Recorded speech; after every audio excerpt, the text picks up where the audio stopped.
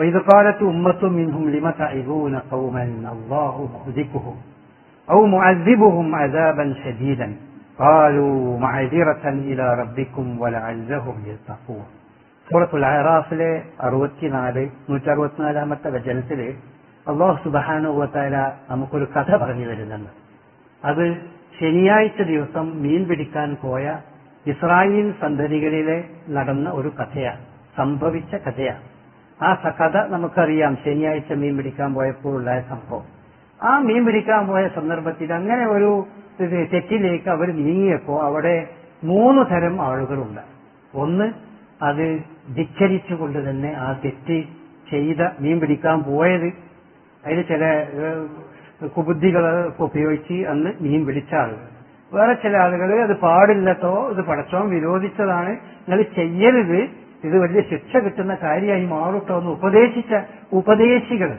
3ാമത്തെ വിഭാഗം, എന്ത് ഇവരോട് പറഞ്ഞിട്ട് വല്ല കാര്യമുള്ളൂ, അള്ളാഹു ഓരോ കാര്യം അള്ളാഹ് നോക്കും, നമ്മളെന്തിനാ ഉപദേശിക്കാൻ പോണത്, നിങ്ങളെന്തിനാ വെറുതെ ഉപദേശിക്കാൻ പോകുന്നത്, ഓരോ പാടേക്ക് പോട്ടെ, നമ്മളതൊക്കെ ശ്രദ്ധിക്കേണ്ടതുള്ളോ, അവർക്കറിയില്ലേ ഇത് പാടില്ലാത്തൊരു സംഗതിയാണ് എന്ന് അവർക്കറിയില്ലേ എന്ന് പറഞ്ഞൊരു 3ാം കക്ഷി.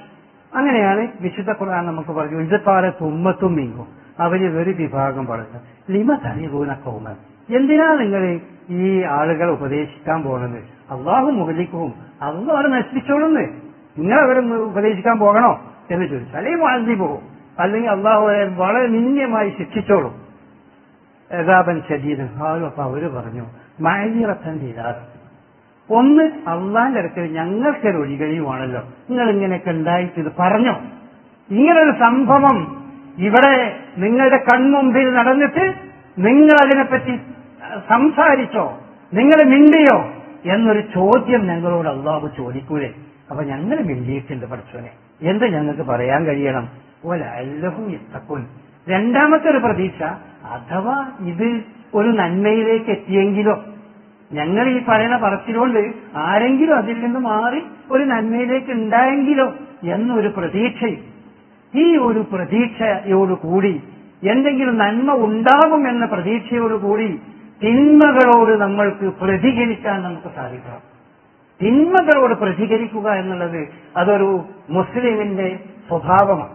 അത് തിന്മ എന്ന് പറയുന്നത് അവന് ഇസ്ലാമികമായ സംഗതിയല്ല. മൻ റഅ മിൻകും മുൻകറൻ ഫൽയുഗയ്യിറു ബിയദിഹി വഇല്ലം യസ്തതി ഫബിയദിഹി വഇല്ലം യസ്തതി ഫബിഖൽബിഹി. ഇതാണ് മിനിമം ദാലിക അസ്ൽ ഈമാൻ.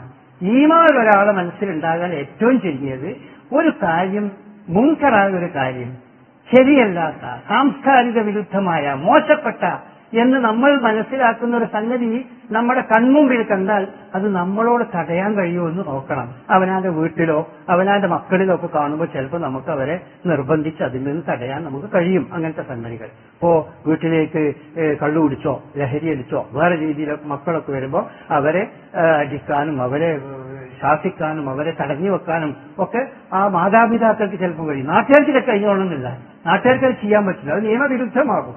അങ്ങനത്തെ സംഗതികൾ ചെയ്യും. പക്ഷെ എല്ലാവർക്കും ചെയ്യാൻ പറ്റുന്ന ഒരു സംഗതി, ഇങ്ങനത്തെ തെറ്റുകൾ, മുൻകറായ സംഗതികൾ കാണുമ്പോൾ അതിനെപ്പറ്റി സംസാരിക്കുക, അതിനെപ്പറ്റി പറയുക, അതെല്ലാവർക്കും ചെയ്യാൻ കഴിയട്ടെ.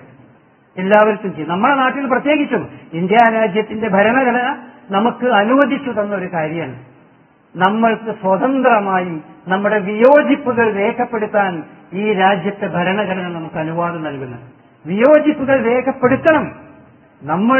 നമ്മൾ മതത്തിന്റെ എതിരെ എന്നല്ല, സംസ്കാരത്തിന് വിരുദ്ധമായി എന്ന് നമ്മൾ മനസ്സിലാക്കണം. നമ്മുടെ തലമുറകൾക്ക് ദോഷം വരുമെന്ന് മനസ്സിലാക്കുന്ന ഒരു കാര്യം കാണുമ്പോൾ അതിനെതിരെ പ്രതികരിക്കണം.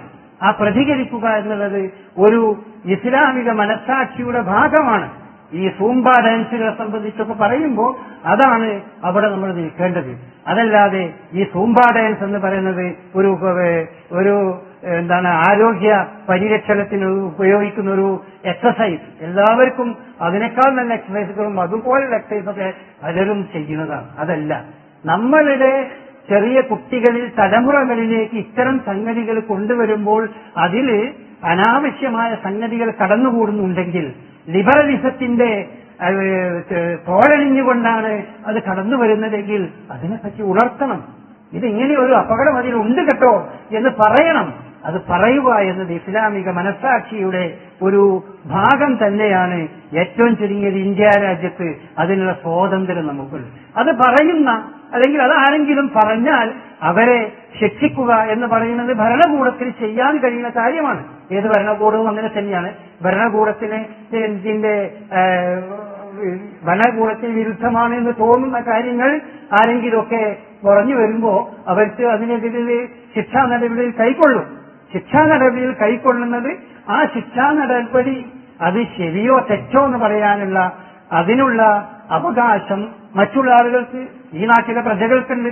അപ്പൊ വാസ്തവത്തിൽ ഇത്തരം സംഗതികളും ഇതിനേക്കാൾ വലിയ പ്രശ്നങ്ങൾ ഉണ്ടാകുമ്പോഴൊന്നും നടപടിയില്ലാത്തൊരു പ്രശ്നം, ഇത്തരം ഒരു പ്രശ്നത്തിൽ ഇങ്ങനൊരു നടപടി ഉണ്ടാകുക എന്ന് പറഞ്ഞാൽ അതിലൊരു ഇരട്ടത്താപ്പിന്റെ വശം നമ്മൾ കാണുന്നു. ഏതായാലും സർക്കാരിന്റേതായ ന്യായങ്ങൾ ഉണ്ടാകും. സർക്കാരിനോട് ഏറ്റുമുട്ടാനൊന്നും നമ്മൾക്കാർക്കും അവകാശമില്ല. കാരണം നമ്മൾ വോട്ട് ചെയ്ത് നമ്മൾ അധികാരത്തിലെത്തിയ ആളുകൾക്ക് അതിന്റെ സ്ഥാനം നൽകേണ്ടതുണ്ട്. നമ്മുടെ രാജ്യത്തെ മുഖ്യമന്ത്രി എന്ന് പറയുന്നത് ഏതെങ്കിലും ഒരു വിഭാഗത്തിന്റെ മുഖ്യമന്ത്രിയല്ല, എല്ലാവരുടെയും മുഖ്യമന്ത്രിയാണ്, എല്ലാവരുടെയും മന്ത്രിയാണ്. അവരുടെ പറയുന്നതിനും അവര് നമ്മോട് കൊണ്ടുവരുന്ന നിയമങ്ങളും അനുസരിക്കാൻ നമ്മൾ ബാധ്യസ്ഥരാണ്. പക്ഷേ അതിൽ വിയോജിപ്പുള്ള സംഗതികൾ നമുക്ക് പറയാം.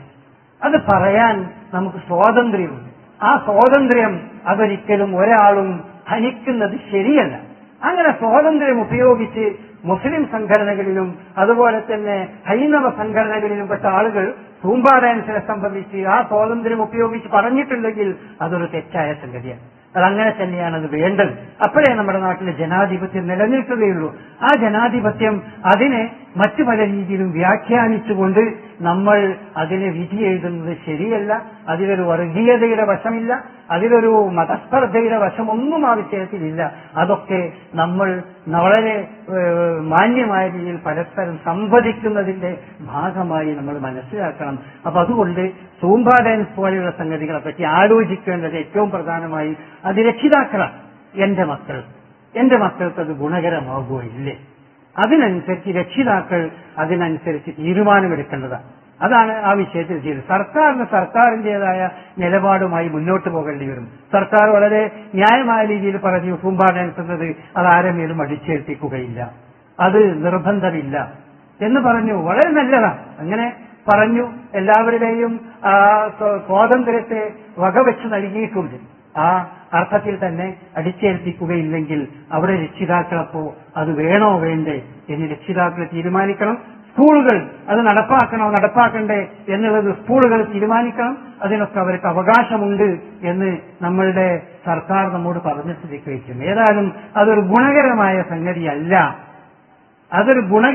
സംഗതിയല്ല നമ്മുടെ സൊസൈറ്റിയിൽ ഉണ്ടാക്കുന്നത് എന്നുള്ളത് പൊതുവെ എല്ലാ മതബോധമുള്ള ഹിന്ദു, മുസ്ലിം, ക്രൈസ്തവ മതബോധമുള്ള ആളുകളൊക്കെ അത് ഉണർത്തിയിട്ടുണ്ട്.